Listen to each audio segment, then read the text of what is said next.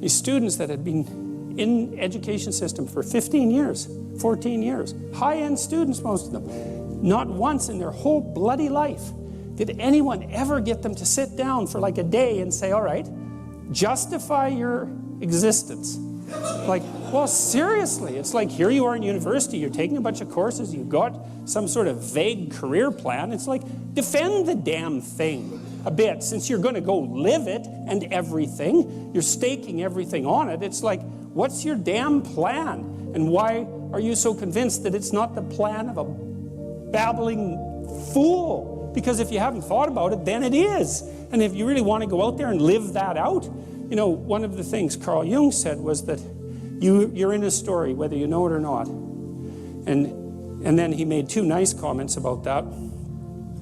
If it's someone else's story, you're probably going to get a bit part. And it might not be the one you want. And if it's a story that you don't know, it might be one with a really bad ending. Or maybe it's just bad, period, with a worse ending. And if you don't know what the story that you're living out is, maybe that's the one.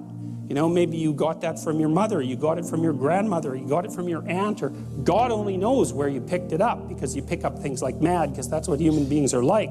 So maybe you're living a malevolent tragedy unconsciously. And then one thing you might ask yourself is, well, how wretched and miserable is your life? Let's add futile to that. How wretched, miserable, and futile is your life? And you might say, well, yeah, 70% on each count. It's like, then you're probably unconsciously living out a malevolent tragedy. And maybe that's not for the best. Oh, it's either that or the whole universe hates you, right? Or 70% hates you, you know. So anyways, you know, we got students to start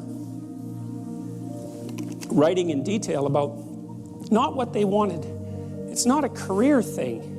Because that's the closest people usually get, is they have a career plan. It's like, no, it's not a career plan. That's peripheral. Important, but peripheral. It's like, all right, you got 3 years, man. You're going to live them anyways. Devote those 3 years to setting the world up around you so that it's the best it could possibly be for you. As if you were taking care of yourself, as if you cared for yourself. Well, what would that look like? You know, let's say, just for the sake of argument, if you figured out where you were, that you could have what would be best for you. Well, what is that? I bet you never asked. People don't ask. And so life comes at them like random snakes, and they sort of fend them off. And life goes by, and things don't work out the way people expected them to. But a huge part of that is they didn't know where they were because they wouldn't look, or didn't know that they should look. Ignorance and willful blindness, right? Two great catastrophes. And they never figured out where they wanted to go or why. Now, there's a problem with figuring out where you want to go.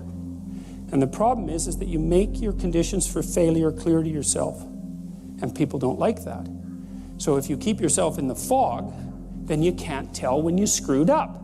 Now, that isn't so good because you're still screwing up. You're just too blind, self-blind to notice. Although in the short term, that's less painful. If you make your criteria for success razor sharp, then you know every time you screw up. But that's great, because then you could fix it. You could either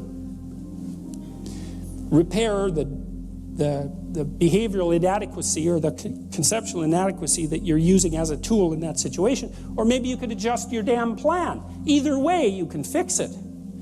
And so, okay, so you're living in one of these bloody things, and you might as well, it seems to me, you might as well make it the best one you could live in, because you don't have anything better to do. Now, if you don't do that, if you don't do it consciously, and this is what the psychoanalysts pointed out, is that you have innumerable quasi-autonomous subsystems that make you up, that will generate stories impulsively, and you'll just act them out. And you know that because you watch yourself over 2 weeks and you think, Jesus, I did a lot of stupid things in the last 2 weeks. And you think, why? And it's because you're a collection of somewhat random quasi-autonomous personality units, and lacking a leader, they're just going to fire off whenever they want. You know, first you're hungry, then you're thirsty, then you want to go to bed with your wife, you know, then you want to sleep in, then you want to tell your boss off, then you want to curse at the guy that cuts you off in traffic. It's like you're kind of like a 2-year-old, you know, just it's one emotional frame after another vying for dominance. There's no overarching hierarchy, and there's no king at the top. If you found the video useful, make sure to like, share and subscribe. Until then, see you later.